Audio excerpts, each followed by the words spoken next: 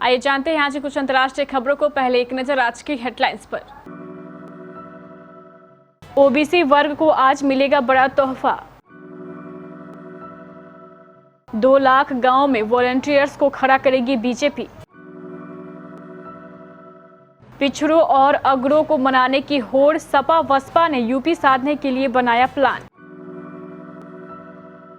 Police station पर मानवाधिकारों को सबसे बड़ा खतरा, सीजेआई रमन्ना ने कहा।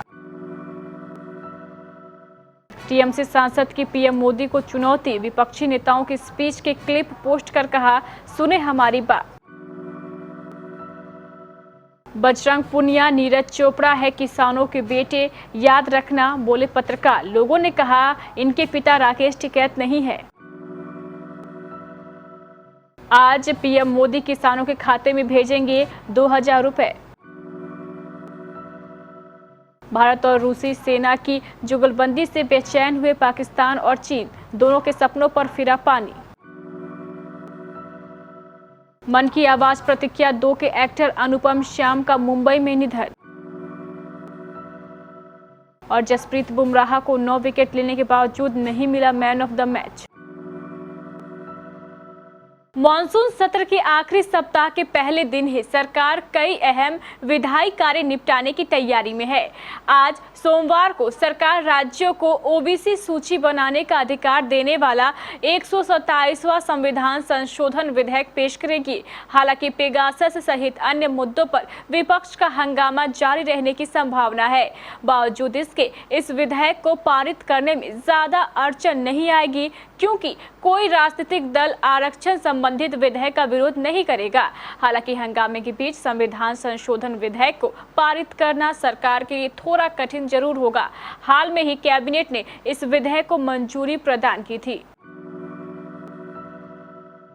उत्तर प्रदेश के आगरा शहर में आयोजित ब्रज क्षेत्र की संगठनात्मक बैठक के दौरान भारतीय जनता पार्टी के राष्ट्रीय अध्यक्ष जगत प्रकाश नड्डा ने बड़ा ऐलान किया है। उन्होंने कहा है कि बीजेपी 2 लाख गांव में 4 लाख हेल्थ वॉलंटियर्स को खड़ा करेगी, जो डॉक्टर्स की मदद करेंगे। इस मौके पर यूपी के सीएम योगी आदित्यनाथ भी मौजूद रहे। जेपी नड्डा ने कहा है कि डॉक्टर्स कभी कॉकपिट से बाहर नहीं निकल पाते हैं। डॉक्टर्स के सेवा भाव को कोई सर्टिफिकेट नहीं दे सकता है, उनका संतोष ही उनका सबसे बड़ा सर्टिफिकेट है।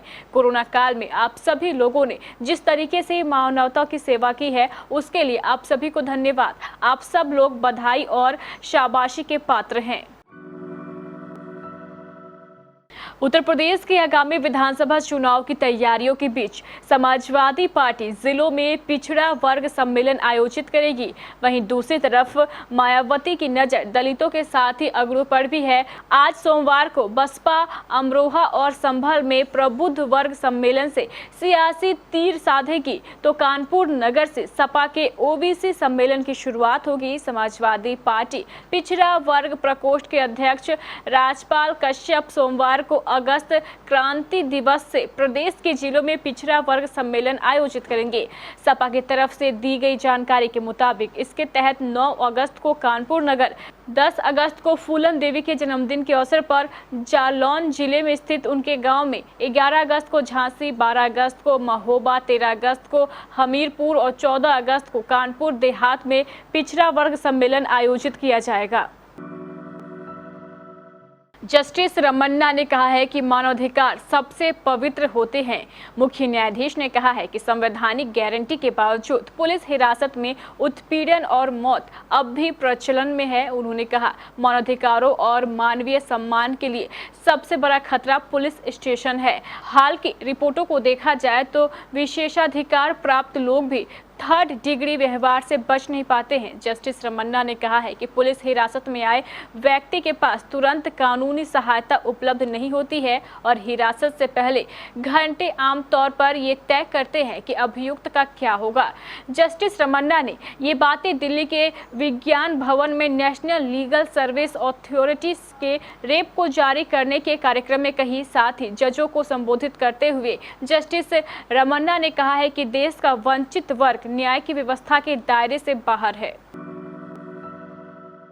पेगासस, किसान आंदोलन और कोरोना के मुद्दे पर विपक्षी सांसद संसद के अंदर केंद्र सरकार पर हमलावर है। बीते दिनों संसद में हंगामे के कारण एक ही दिन में तृणमूल कांग्रेस के 6 सदस्यों को निलंबित कर दिया गया था। मॉनसून सत्र के 13 दिन बीत जाने के बाद भी सत्ता पक्ष और विपक्ष के बीच सहमति नहीं बन पाई है।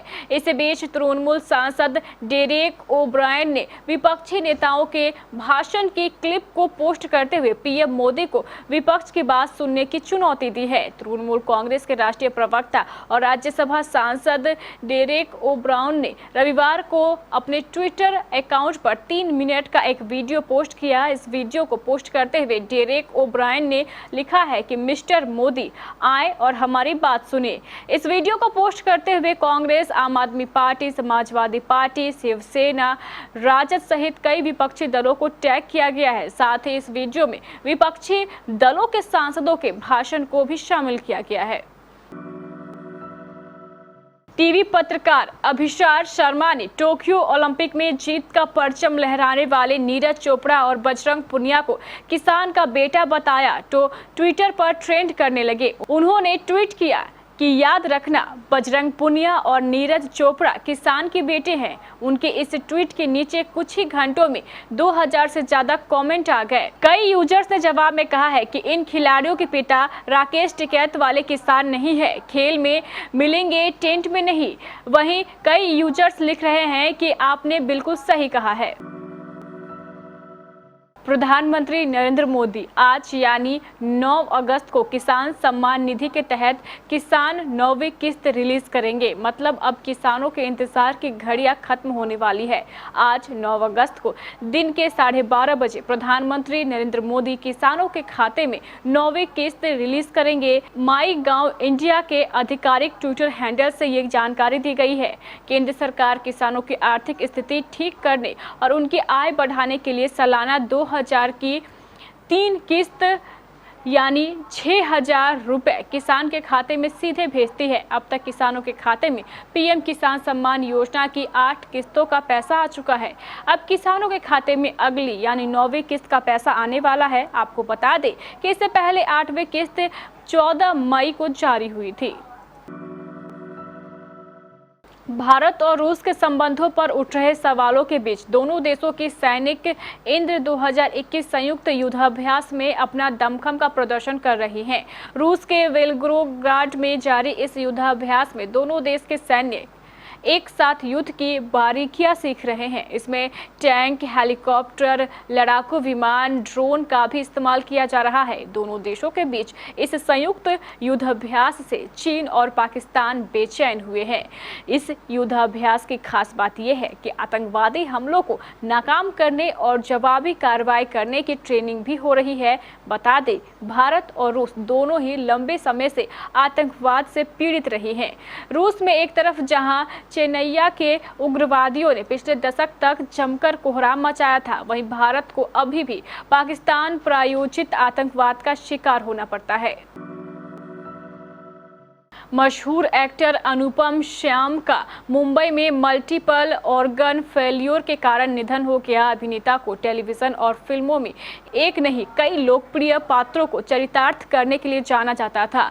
अभिनेता को मन की आवाज प्रतिक्रिया में ठाकुर सज्जन सिंह की भूमिका निभाने के लिए जाना जाता था।